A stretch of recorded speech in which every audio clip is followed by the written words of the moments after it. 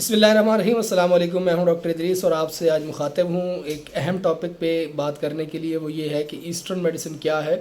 اور اس کا میں کس نظر سے دیکھتا ہوں, سوسائٹی کس نظر سے دیکھتی ہے اور گلوبل اس کے اسپیکٹس کیا ہیں. بیچلر آف ایسٹرن میڈیسن ایک یہ 5 ایئر ڈگری پروگرام ہے جس کو آپ بخوبی جانتے ہوں گے. اب اس کی امپورٹنس کیا ہے اور یہ کیوں کرنا چاہیے اور کن لوگوں کو کرنا چاہیے, اس کے اوپر ہم آج بات کریں گے.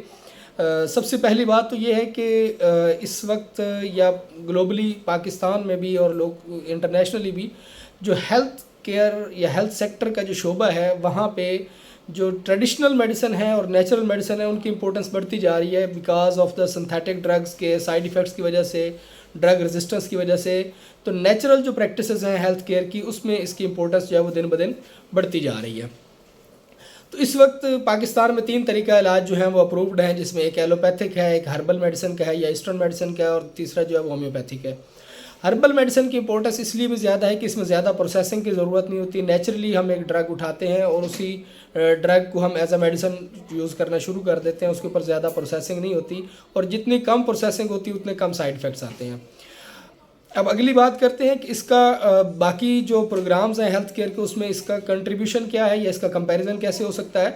جتنے بی ایس لیول کے پروگرامز ہیں ہیلتھ کیئر میں وہ سارے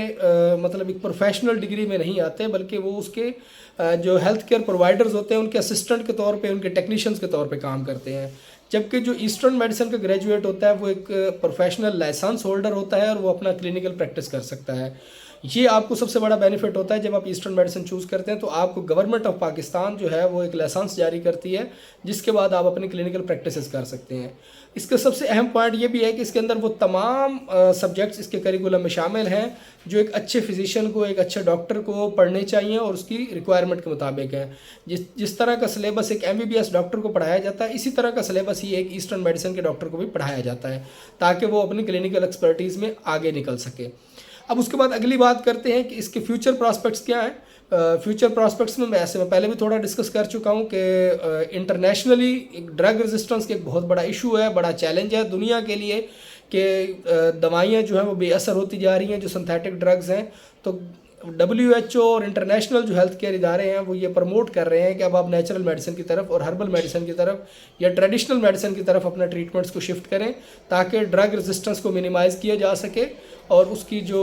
ایفیکیسی ہے ہیلتھ کیئر کی وہ بہتر کی جا سکے. اب بات کرتے ہیں اس کی گلوبلائزیشن کی. ایسٹرن میڈیسن کی ڈگری یا ایسٹرن میڈیسن کی جو ایجوکیشن ہے نہ صرف یہ پاکستان میں آپ کو بینیفٹ دے سکتی ہے, بلکہ اگر آپ فیوچر میں انٹرنیشنل اگر کوئی ایونٹ پلان کرنے جا رہے ہیں, اپنی کوئی جاب سیکھ کرنا چاہ رہے ہیں, انٹرنیشنل بزنس کرنا چاہ رہے ہیں یا اس کے آگے فردر پوسٹ گریجویشن کرنا چاہ رہے ہیں, تو گلوبلی بہت ساری یونیورسٹیز اور بہت سارے ادارے جو ہیں وہ اس کے اوپر ریسرچ پہ کام کر رہے ہیں, اس کی ڈرگ پروڈکشن پہ کام کر رہے ہیں, ڈرگ ڈیولپمنٹس پہ کام کر رہے ہیں. اور اس کے علاوہ اس کی جو ٹریٹمنٹ میتھڈالوجیز ہیں جس میں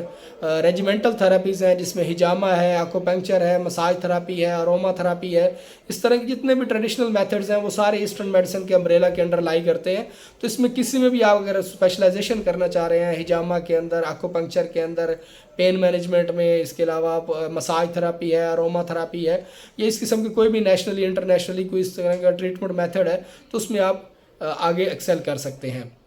اور آخر میں آپ لوگوں کو یہ کہنا چاہوں گا کہ یہ اس پروگرام کا جو کورس کنٹینٹ ہے, یہی کورس کنٹینٹ جب ایک MBBS کا ڈاکٹر پڑھتا ہے تو اس کے لاکھوں روپیہ اس کی سالانہ فیس ہوتی ہے, جبکہ یہاں یہی کورس جو ہے وہ آپ کو چند ہزاروں میں یہ اکنامیکل بھی ہے آپ کے لیے, اور سیم وہی کنٹینٹ پڑھ کے سیم وہی سکل سیٹ لے کے آپ اپنا پرسنل بزنس کر سکتے ہیں. جہاں جابس کی بات ہے تو جابس تو اس وقت پاکستان میں گورنمنٹ کے پاس MBBS کو دینے کے لیے بھی نہیں ہے. باقی اداروں باقی پروفیشنز کے لیے بھی جابس گورنمنٹ کے لیے کریٹ کرنا مشکل ہوتا جا رہا ہے, لیکن اس میں یہ ہے کہ آپ اپنا کلینک بنا سکتے ہیں, اپنا ہربل میڈیسن کا اسٹور بنا سکتے ہیں, اپنی ہربل پروڈکشن کر سکتے ہیں, اس کو آن لائن سیل کر سکتے ہیں. اکراس دا گلوب جو ہربل میڈیسن پروڈکٹس بناتے ہیں آپ ان کو R&D ریسرچ اینڈ ڈیولپمنٹ کی کنسلٹنسی دے سکتے ہیں.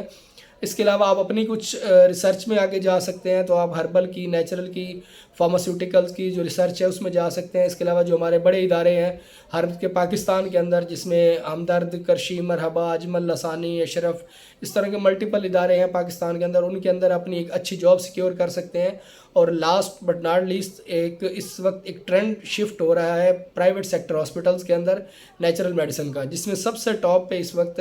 انڈس ہاسپٹل کا ایک نیٹ ورک ہے، جس کی جو لاہور والی برانچ ہے، لاہور میں باقاعدہ اس کا ڈائریکٹوریٹ آف نیچرل میڈیسن شروع ہو چکا ہے، جس میں 12 او پی ڈیز جو ہیں وہ نیچرل میڈیسن کی ہیں ڈفرینٹ اسپیشلٹیز کے ساتھ، اور وہاں ایسٹرن میڈیسن کے گریجویٹس ہی کام کر رہے ہیں، اور وہ ایک اچھا